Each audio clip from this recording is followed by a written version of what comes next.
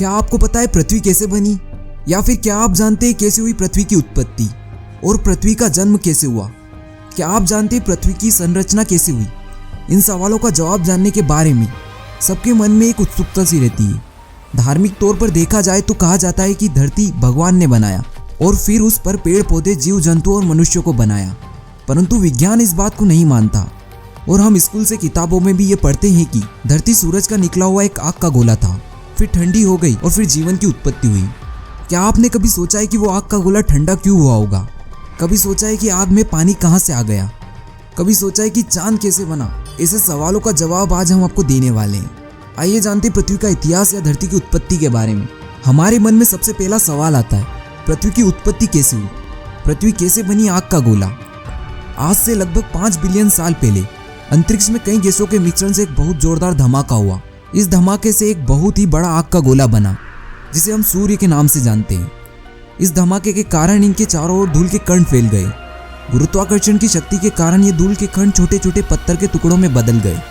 धीरे धीरे ये टुकड़े भी गुरुत्वाकर्षण की शक्ति के कारण आपस में टकराकर एक दूसरे के साथ जुड़ने लगे। इस तरह हमारे सौर मंडल का जन्म हुआ। कई मिलियन साल तक गुरुत्वाकर्षण शक्ति ऐसे पत्थरों और चट्टानों को धरती बनाने के लिए जोड़ती रही। उस समय 100 से ऊपर ग्रह सौर मंडल में सूर्य का चक्कर लगा रहे थे। चट्टानों के आपस में टकराने के कारण धरती एक आग के गोले के रूप में तैयार हो रही थी, जिसके फलस्वरूप लगभग 4.54 बिलियन साल पहले धरती का तापमान लगभग 1200 डिग्री सेल्सियस था। अगर धरती पर कुछ था तो उबलती हुई चट्टानें, कार्बन डाइऑक्साइड, नाइट्रोजन और जल वाष्प। एक ऐसा माहौल था जिसमें हम चंद पलों में दम घुटने से मर जाते। उस समय कोई भी सख्त सतह नहीं थी, कुछ था तो बस खत्म होने वाला उबलता लावा। फिर हमारे मन में सवाल आता है, चांद कैसे बना? उसी समय एक नया ग्रह जिसका नाम था थिया धरती की तरफ बढ़ रहा था। इसका आकार मंगल ग्रह जितना था। इसकी गति 50 किलोमीटर सेकंड थी, जो कि बंदूक से चली हुई गोली से 20 गुना ज्यादा है। जब यह धरती की सतह से टकराया तो एक बहुत बड़ा धमाका हुआ, जिससे कई ट्रिलियन कचरा धरती से बाहर निकल गया और वह ग्रह धरती में विलीन हो गया। कई हजार साल तक गुरुत्वाकर्षण अपना काम करती रही और धरती से निकलते हुए कई कण कई हजार साल तक इकट्ठा करती रही और धरती के आसपास चक्कर बना दिया। इस चक्कर से एक गेंद बनी, जिसे हम चांद कहते हैं। ये चांद उस समय 22,000 किलोमीटर दूर था, जबकि आज चांद 4 लाख किलोमीटर दूर है। दिन जल्दी बीत रहे हैं, लेकिन धरती में बदलाव धीरे धीरे आ रहे थे। कहाँ से आया नमक और पानी? 3.9 बिलियन साल पहले पृथ्वी की उत्पत्ति होने के बाद अंतरिक्ष में बचे चट्टानों का धरती पर हमला होने लगा। आसमान से गिरते इन उल्का में एक अजीब से क्रिस्टल थे, जिन्हें आज नमक के रूप में प्रयोग किया जाता है। हैरानी की बात यह है कि जिन महासागरों में से हम नमक निकालते, समुद्र का पानी इन्हीं गिरने वाले उल्का के अंदर मौजूद नमक से निकलता है। आपके मन में यह सवाल आ रहा होगा कि आखिर उल्का में मौजूद इतने कम पानी में सागर की उत्पत्ति कैसे हो सकती है? तो इसका जवाब है कि उल्का धरती से 20 मिलियन साल तक गिरते रहे, जिस कारण धरती पर काफी पानी इकट्ठा हो गया। पानी इकट्ठा होने के बाद क्या आप जानते हैं कैसे बनी कठोर सतह? धरती पर पानी इकट्ठा होने के कारण धरती की ऊपरी सतह ठंडी होने लगी और उबलती हुई चट्टानें ठंडी होने के कारण सख्त होने लगी, लेकिन धरती के अंदर लावा उसी रूप में मौजूद रहा। धरती का ऊपरी तापमान 70 से 80 डिग्री सेल्सियस हो चुका था। धरती की सतह सख्त हो चुकी थी। धरती की वातावरण में बदलाव लाने के लिए तापमान और हालत एकदम सही थे। धरती पर आज जो पानी है वह कई बिलियन साल पहले का है। इस पानी के नीचे सारी सतह ढक चुकी थी। चांद के पास होने के कारण उसके द्वारा लगने वाला गुरुत्वाकर्षण से धरती पर एक तूफान सा आने लगा। उस तूफान ने धरती पर उथल पुथल मचा दी थी।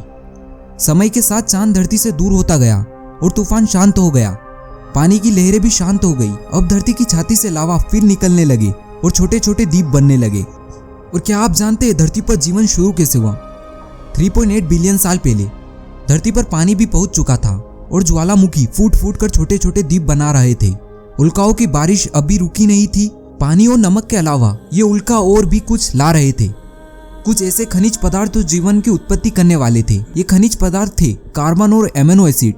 ये दोनों तत्व धरती पर पाए जाने वाले हर जीव जंतु और पेड़ पौधों में पाए जाते हैं।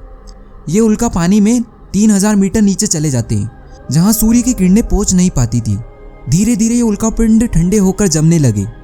इन्होंने एक चिमनी का आकार लेना शुरू कर दिया और ज्वालामुखी में पड़ी दरारें में पानी जाने से धुआं इन चिमनियों से निकलने लगा और ये पानी एक केमिकल सूप बन गया। इस बीच पानी में समाहित केमिकलों में ऐसा रिएक्शन हुआ जिससे माइक्रोस्कोपिक जीवन का प्रारंभ हुआ।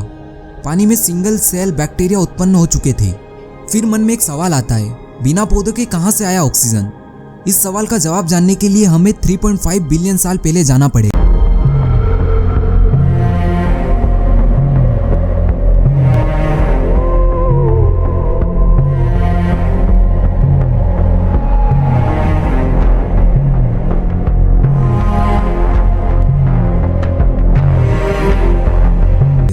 ये वो समय था जब समुद्र की निचली सतह पर चट्टानों जैसे पेड़ पत्ते उग रहे थे। इन्होंने एक कॉलोनी बना ली थी। इस पर जीवित बैक्टीरिया थे। इन पत्तों को स्ट्रोमेटोलाइट कहा जाता है। ये बैक्टीरिया सूर्य की रोशनी से अपना भोजन बनाते हैं। इस प्रक्रिया को प्रकाश संश्लेषण कहते हैं, फोटोसिंथेसिस, जिससे ये सूर्य की किरणों की ताकत से कार्बन डाइऑक्साइड और पानी को ग्लूकोज में बदल देता है, जिसे शुगर भी कहा जाता है। इसके साथ ही यह बाय प्रोडक्ट छोड़ता है, जो कि ऑक्सीजन गैस होती है। समय की गति के साथ सारा सागर ऑक्सीजन गैस में भर गया।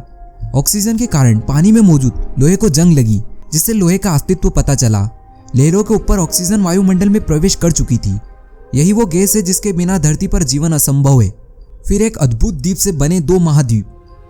2 बिलियन साल तक ऑक्सीजन गैस का एक स्टार बढ़ता रहा। धरती पर घूमने का समय भी कम होता रहा। दिन बड़े होने लगे। 1.5 बिलियन साल पहले दिन 16 घंटे के होने लगे थे। कई मिलियन साल बाद सागर के नीचे दबी धरती की ऊपरी सतह कई बड़ी प्लेटों में बट गई। धरती के नीचे फैले लावा ने भी ऊपरी सतह को गतिमान कर दिया।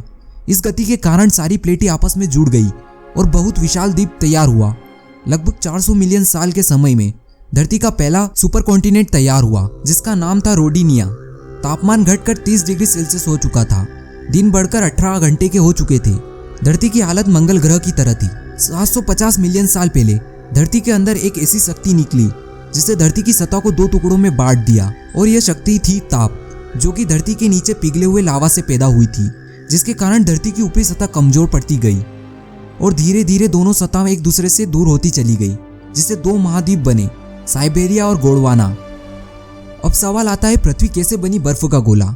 धरती के ऊपर ज्वालामुखी फटने का सिलसिला अभी जारी था। ज्वालामुखी के साथ निकलने वाले लावा के साथ निकलती थी गैस और हानिकारक कार्बन डाइऑक्साइड वातावरण में फैलने लगी। वातावरण में फैल कार्बन डाइऑक्साइड ने सूर्य की किरणों को सोखना शुरू कर दिया, जिससे धरती का तापमान बढ़ने लगा। बढ़ते तापमान के कारण सागर के जल से बादल बनने और कार्बन डाइऑक्साइड की उपस्थिति से मिलकर अम्ल वर्षा की, जिसे एसिड रेन कहते हैं। बारिश के साथ आने वाली कार्बन डाइऑक्साइड को चट्टानों और पत्थरों ने सोख लिया। वातावरण में कार्बन डाइऑक्साइड खत्म हो जाने से कुछ हजार साल से तापमान घटकर 50 डिग्री सेल्सियस हो गया। इस स्थिति वाली धरती को बर्फ की गेंद, स्नोबॉल भी कहा जाता है। चारों तरफ बर्फ हो जाने के कारण सूर्य की किरणें धरती से रिफ्लेक्ट हो जाती थी। तापमान बढ़ जाता था। इसी कारण बर्फ और बढ़ती चली जा रही थी। क्या आपको पता है बर्फ पानी में कैसे बदली? धरती का केंद्र अभी भी गर्म था। ज्वालामुखी का फटना भी जारी था, लेकिन बर्फ इतनी ज्यादा हो चुकी थी कि ज्वालामुखी से निकलने वाली गर्मी उसे पिघला नहीं पा रही थी। परंतु अब कोई ऐसा स्रोत नहीं था जो कार्बन डाइऑक्साइड को सोख पाता। सारे चट्टान और पत्थर बर्फ के नीचे दब चुके थे। एक बार फिर कार्बन डाइऑक्साइड ने अपनी ताकत दिखाई और सूरज की गर्मी को सोख कर बर्फ को पिघलाने पर मजबूर कर दिया। अब तक दिन 22 घंटे के हो गए थे। किस कारण हुआ भूमि पर जीवन संभव? सबसे बड़ा सवाल हमारे दिमाग में यही आता है कि आखिर किस कारण हुआ भूमि पर जीवन संभव? बर्फ पिघलते समय सूर्य से आने वाली पैराबैंगनी हानिकारक किरणें से एक केमिकल रिएक्शन हुआ, जिससे पानी में से हाइड्रोजन पेरोक्साइड बनी और उसके टूटने से ऑक्सीजन। यही ऑक्सीजन गैस 50 किलोमीटर ऊपर वातावरण में पहुंची तो वहां भी केमिकल रिएक्शन हुआ, जिससे ओजोन नाम की एक गैस बनी जो सूर्य से आने वाली हानिकारक किरणों को रोकने लगी, जिससे ईमान की शुरुआत को एक आधार दिया। अगले 150 मिलियन साल तक इस गैस की परत काफी मोटी हो गई। इसके बाद ही पेड़ पौधे अस्तित्व में आए और ऑक्सीजन की मात्रा बढ़ने लगी। क्या कभी आपने सोचा है गुलाबी धरती के बारे में? जानिए पृथ्वी कैसे बनी गुलाबी। जी हाँ, सब कुछ ठीक ठीक चल रहा था। पानी में से पहली मछली टिकटेलिक बाहर आने की कोशिश कर रही थी। 15 मिलियन सालों में इसने धरती को अपना निवास स्थल बना लिया। इसके साथ ही ड्रैगन फ्लाई का जन्म हुआ और कई जीव बनने लगे। ऑक्सीजन की मात्रा ज्यादा होने के कारण इनकी हड्डियां और मांसपेशियां बड़ी तेजी से बढ़ रही थी। तभी अचानक वातावरण में बदलाव आया। 250 मिलियन साल पहले साइबेरिया मैदान में अचानक लावा धरती से बाहर निकलने लगा और वहां के सभी जीव मर गए। गोंडवाना महाद्वीप में ऐसा लग रहा था जैसे कुछ हुआ ही ना हो। यहाँ तापमान लगभग 20 डिग्री सेल्सियस था। अचानक वहां राख गिरनी शुरू हो गई, जो 16,000 किलोमीटर दूर फटी ज्वालामुखी की थी। उस ज्वालामुखी से सल्फर डाइऑक्साइड निकली और बारिश में वो गैस मिलकर सल्फ्यूरिक एसिड बन गई, जिससे सब कुछ जला दिया, जिसके कारण यहाँ भी सभी जीव जंतु मारे गए। इस कारण कार्बन डाइऑक्साइड की मात्रा बढ़ गई, तापमान बढ़ गया और पानी सूख गया। भूमि पर फिर जीवन खत्म होने लगा। सागर गुलाबी होने लगा था। सब कुछ गायब हो चुका था। न पेड़ थे, न पौधे, न जीव जंतु। सागर में कुछ था तो बात गुलाबी सैलाब। गर्म वातावरण और गर्म सागर के बिना ऑक्सीजन अगर कोई चीज भाग सकती थी तो सैलाब। सागर के पानी में मीथेन गैस के बुलबुले निकलने लगे। अभी तक ये गैस जमी हुई थी, पर सागर के तापमान से बढ़ने से यह गैस पिघलकर बाहर आने लगी। यह गैस कार्बन डाइऑक्साइड से 20 गुना ज्यादा जहरीली थी। सब कुछ खत्म हो गया था और धरती फिर उसी स्थिति में थी जिससे उस समय 250 मिलियन साल पहले थी। फिर से बना एक सुपर कॉन्टिनेंट। ये सब खत्म होने के बाद क्या आपको पता है फिर से बना एक सुपर कॉन्टिनेंट? ज्वालामुखी के फटने और लावा के बिखरने से दोनों महाद्वीप फिर से जुड़ गए और 250 मिलियन साल पहले दोबारा एक सुपर कॉन्टिनेंट बना दिया, जिसका नाम था पेंगिया, जो एक ध्रुव से दूसरे ध्रुव तक फैला हुआ था। फिर से पृथ्वी बनी कैसे रहने लायक। एसिड रेन का असर खत्म हो रहा था। सागर का पानी भी नीला हो चला था। धरती नीला ग्रह बन गई थी। पेड़ पौधे फिर वापस उगने लगे थे। अब वक्त था डायनासोर का। इसके बढ़ने के साथ ज्वालामुखी फटने के कारण नए नए द्वीपों का निर्माण हो रहा था। उस प्लेटो की गतिविधियां सुपर कॉन्टिनेंट टूटकर कई महाद्वीप में बंट रहा था। 65 मिलियन साल पहले एक बड़े पहाड़ माउंट एवरेस्ट से भी बड़ा क्षुद्र ग्रह 7000 किलोमीटर की गति से धरती की तरफ आ रहा था। उसका केंद्र मेक्सिको था, जिसके गिरने से कई मिलियन न्यूक्लियर बम जितनी ताकत पैदा होती थी। इसके गिरने के बाद धरती पर सब कुछ तबाह हो गया था। वायुमंडल में धूल का घना कोहरा छा गया। भूमि का तापमान 275 डिग्री सेल्सियस हो गया। सारे पेड़ पौधे और जीव जंतुओं का अंत हो गया। इसके बाद एक बार फिर से धरती पर वातावरण में बदलाव आया और सब कुछ सामान्य होने पर शुरुआत हुई स्तनधारी जीवों की, जो आज चल रही है। होमो सेपियंस इंसान की वो जाति है जिसमें हम सब आते हैं। इसका विकास 4000 साल पहले हुआ था। इसके बाद वो दुनिया बनी जो आप देखते हैं। अगर आपको ये वीडियो अच्छी लगी हो तो प्लीज़ इसे एक लाइक कर देना, क्योंकि इसे बनाने में बहुत ज़्यादा मेहनत लगी है। आपका एक लाइक मुझे मोटिवेट करेगा अगली वीडियो बनाने के लिए। So thank you so much.